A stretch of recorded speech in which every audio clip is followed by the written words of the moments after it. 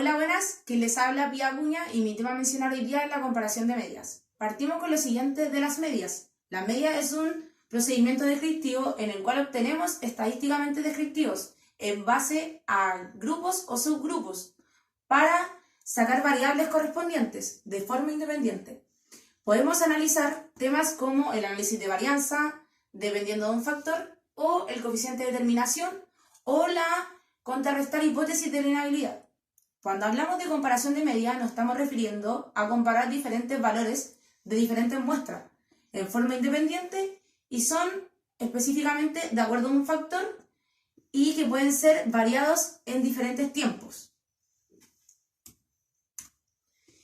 También les hablaré de un programa llamado SPSS, en el cual es un software muy conocido por Windows, es muy utilizado para la captura y análisis de datos y para crear tablas y gráficos de alto volumen de datos. Este software es muy utilizado para el tema de la gama de estadística y es muy eficiente, en el cual obtenemos estadísticas descriptivas, por ejemplo como medias, frecuencia o estadísticas bivariadas, que también tenemos la varianza, la regresión, factores de representación de gráficas de datos. ¿Qué te ofrece el SPSS? Nos ofrece estadística avanzada, ya que les dije que se puede agarrar muchos datos o un alto volumen de datos, es decir, tiene un sistema muy avanzado en el cual se pueden realizar tabulaciones. También tenemos el tema de modelar. Al tener un modelamiento se ocurre una validación de datos. Al tener un análisis de datos también nos crea una comunicación más fluida con el receptor cuando le llega la información al momento de crear la base. Y también tenemos un diseño de visualización muy bueno, ya que se puede crear en base a gráficos y en base a tablas.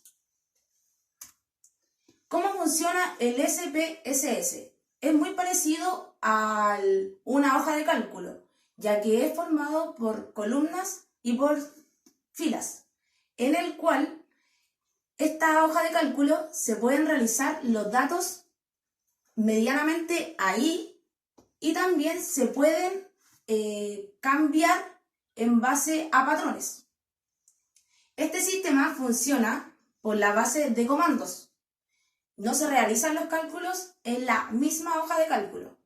Cuando el receptor le llega la señal de que visualiza la información del programa, se abre automáticamente una ventana aparte para que el sistema ya está visualizado. También el sistema nos crea una gran efectividad en el tema de que cómo nosotros podemos modelar el sistema. Nos representa en varias gráficas, en varias tablas y no nos arroja temas puntuales como el factor. Nos arroja más información de lo que podemos obtener manualmente. De acuerdo a las definiciones, voy a hablar sobre las paramétricas y las no paramétricas. Las paramétricas, su cálculo de estimación en las parámetros de la población es al sacar una muestra. La ventaja que tiene esto es que mientras más grande sea la muestra, menor error hay para obtener el resultado. Es decir, que no se puede distorsionar la media. Tiene más porcentaje de efectividad, de ser eficiente y menos posibilidad de errores. Tiene una muestra aleatoria, compone con una distribución normal y parámetros de interés en busca de estimar. Las no paramétricas son procedimientos en base a la población actual extraída de una muestra. Se pueden dar tipos cuantitativos y cualitativos, los cuales se pueden combinar. Las ventajas es mucho más sencilla, pero cuando existe una muestra muy grande, ocurre un tema de que se puede demorar mucho al llegar al resultado, ya que funciona para muestras más pequeñas, porque no tiene un grado tan alto de efectividad como las paramétricas. Los tipos de muestras. Hay dos muestras, independiente y dependiente. Independiente, en el cual las muestras no se pueden relacionar unas con la otra. Cada uno tiene un conjunto de datos independientes entre sí y cuyo tamaño puede ser diferente. En el cambio, las dependientes existen conjuntos relacionados de la misma muestra. Entonces, las observaciones donde las mismas unidades muestrales se pueden ver relacionadas. El t-de-studies no variada es uno de los primeros métodos de comparación que les voy a mencionar. El t-student son para muestras pequeñas, diferencia de medias de grupos, de muestra aleatoria y de independiente. Un ejemplo mencionado es que un tratamiento médico sujeta a 100 personas en el estudio, en el cual son elegidos aleatoriamente, divididos en 50 y 50, el grupo de tratamiento de control, mientras son en forma independiente y llamados y al azar. Existe una diferencia de que las personas llamadas por teléfono son diferenciadas en cambio al género y a la edad. Entonces entramos en el dilema que acá la forma aleatoria no crea un inconveniente, ya que se toma la bimuestral para la forma de mediana edad de género y también sería la prueba de t-muestras independientes. T-students apareada, que es el otro sistema, muestra pares de valores similares de unidades estadísticas, con grupo de unidades ha sido evaluado en 2 ocasiones diferentes, pero tienen mediana de mediciones repetitivas entre sí, porque cuando los sujetos son evaluados antes y después. Acá les voy a dar un objeto a mencionar. Supongamos, tenemos una pareada, nosotros estamos dando un tratamiento en el cual tenemos antes y después. La diferencia de este procedimiento es que tiene muy poca diferencia entre los dos. Es decir, el rango de diferencia es muy bajo. Se obtiene una diferencia en el cual son los valores obtenidos acá, se saca el promedio de acuerdo a la diferencia y dividiendo la cantidad de números y se obtiene un resultado, 4,7.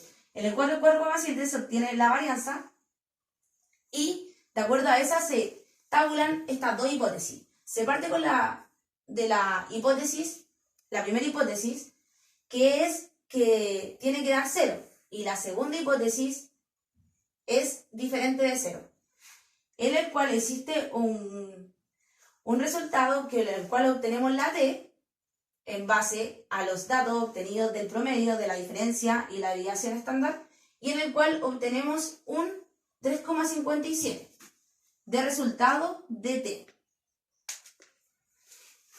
El segundo método a apreciar es Wilcoxon. El método mencionado consiste en la no paramétrica. Realiza la prueba de datos apareados que en forma dependiente entre sí. Es equivalente al t-students y se utiliza para muestras pequeñas, menores que 6 y menores que 25. Trabaja en los datos ordinales y también diferencias de magnitudes.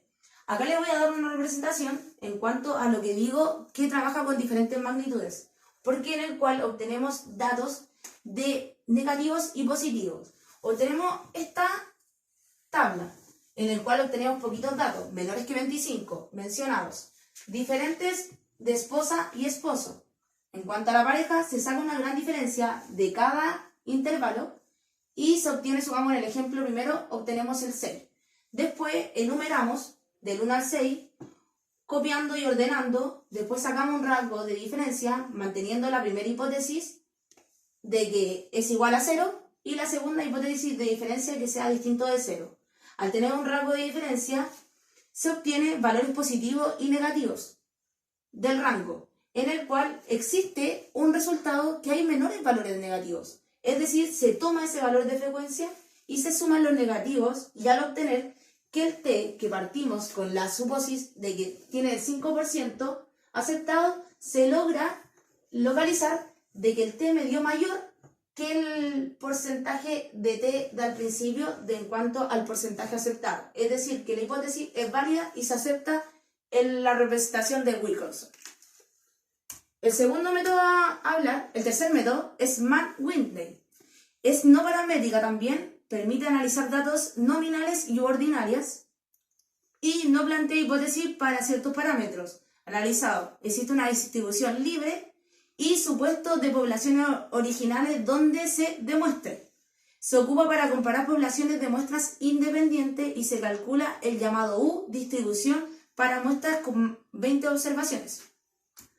Un ejemplo mencionado más básicamente es el nivel de tratamiento que reciben de acuerdo a los cambios de medicamentos en los pacientes. O el segundo método, utilizar métodos de venta de productos de determinado modo.